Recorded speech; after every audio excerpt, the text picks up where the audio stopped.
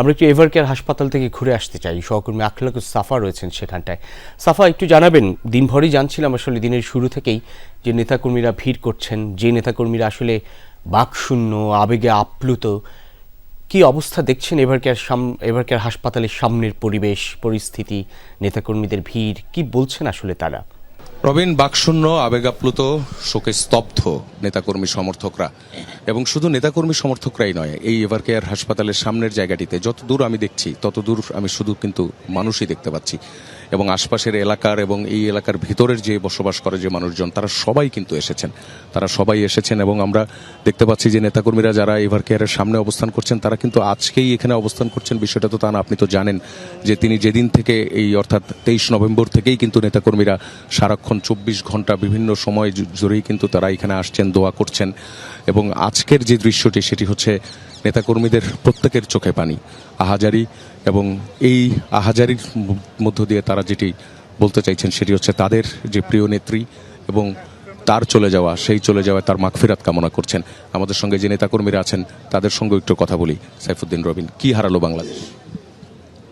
আমি এই শূন্যতা, দেশনেত্রী বেগম খালেদা জিয়ারকে হারানোর যেই বেদনা, 64 ডিস্ট্রিক্টে খালেদা জিয়ার সেই ছুটে চলা সাধারণ মানুষের যেই ব্যানগার্ড হয়ে খালেদা জিয়ার সৃষ্টি, আজকে সেই খালেদা জিয়াকে হারিয়ে আমি সহ বহির্বিশ্বে, দেশের বাইরে যত প্রবাসী আছে সকলেই যেই রত্ন আমরা হারিয়েছি, এটা অফুরন্ত।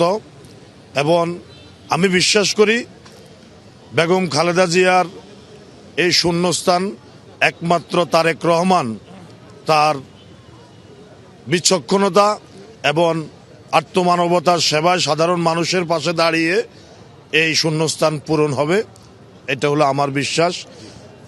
খালেদা জিয়ার বিদ্রোহী আত্মার মাগফিরাত কামনা করে আমি বিশ্বাস করি আগামী সারা পৃথিবীতে যেই নোবেল প্রাইজ দেওয়া হয়, আগামীতে খালেদা জিয়া গণতন্ত্রের মা হিসাবে, ডেমোক্রেটিক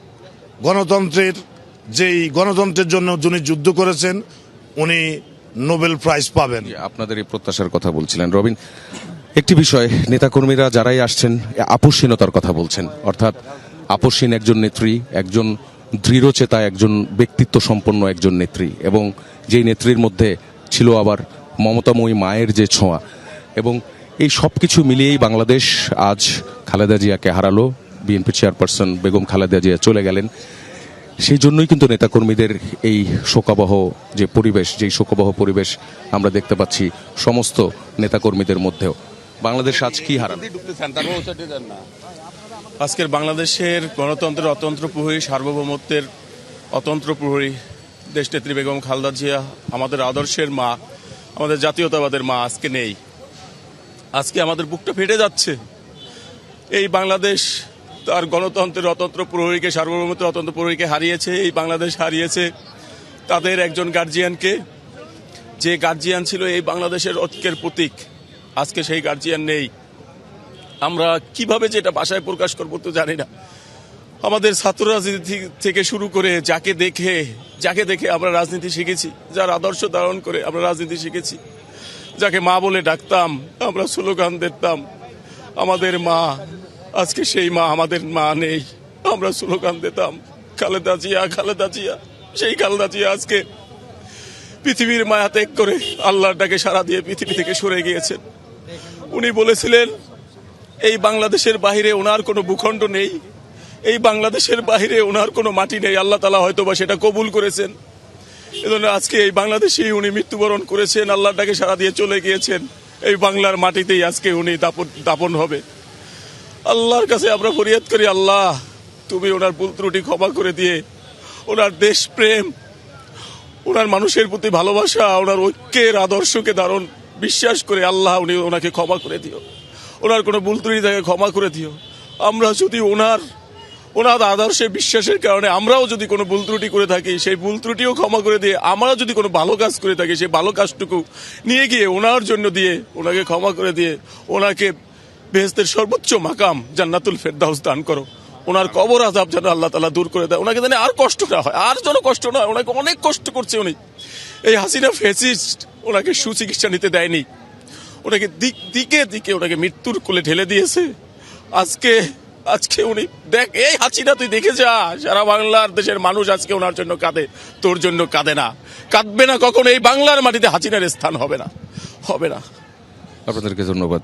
সাইফুদ্দিন রবিন, আপনি শুনছিলেন যেই সময়টার কথা বলা হয়, অর্থাৎ খালেদা জিয়ার যে সংগ্রামের যে সময়টার কথা বলা হয়, সেই সময়টার কথা যদি বলি, মূলত 2018 সালের পর থেকে যখন তাকে কারাবন্দী করা হয়, সেই কারাবন্দী অবস্থা থেকে সেই নাজিমুদ্দিন রোডের সেই যে পুরাতন কারাগার, সেই কারাগারের যে স্বেচ্ছেতে পরিবেশ, সেই স্বেচ্ছেতে পরিবেশে একলা তিনি যে সময়টা কাটিয়েছেন, সেই সময়ের কথা তো আছেই। এছাড়া তার যে রাজনৈতিক জীবন, বর্ণাঢ্য রাজনৈতিক জীবনের মধ্যে একটা বড় অংশই কিন্তু গিয়েছে তার আন্দোলন আর সংগ্রাম এবং নির্যাতনের শিকার হয়ে। 1981 সালের যে শহীদ প্রেসিডেন্ট জিয়াউর রহমানের শাহাদাত বরণের পর 1982 সালের 2রা জানুয়ারি বিএনপির সাধারণ সম্পাদক হিসেবে তিনি যোগদান করেন।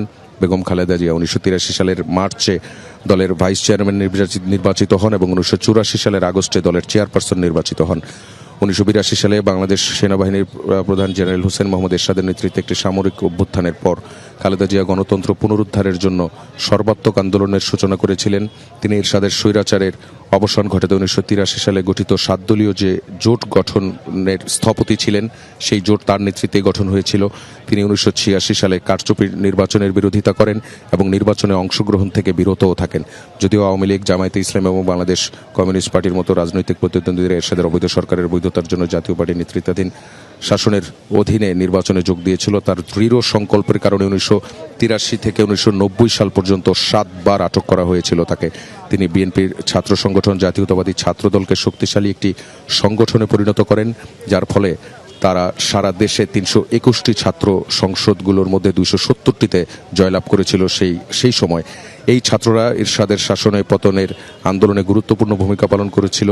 1980-র দশকে এরশাদের সামরিক স্বৈরাচারের বিরুদ্ধে কঠোর বিরোধিতা এবং বাংলাদেশের গণতন্ত্র পুনরুদ্ধারের আন্দোলনে ভূমিকা রাখার কারণে সেই 1980 থেকে তিনি আপসহীন নেত্রী হিসেবে খ্যাতি লাভ করেছিলেন। এবং যেই খ্যাতি আজ তিনি যখন চলে গেলেন, তখন প্রত্যেকের মুখে মুখে তার যে আপসহীনতা, সেই আপসহীনতার এবং দৃঢ়চেতা মনোবল এবং ব্যক্তিত্বের যেই উদাহরণ তিনি রেখে গেছেন, সেগুলোই কিন্তু এখন মানুষের মুখে মুখে। 1991 সালের 27 ফেব্রুয়ারি একটি অবাধ ও সুষ্ঠু সাধারণ নির্বাচনের মাধ্যমে দেশের প্রথম নারী প্রধানমন্ত্রী নির্বাচিত হন বেগম খালেদা জিয়া। হ্যাঁ সাফা, জানছিলাম এবং দেখছিলাম আপনার মাধ্যমে এভারকেয়ার হাসপাতালের সামনে নেতাকর্মীদের ভিড় বাড়ছে।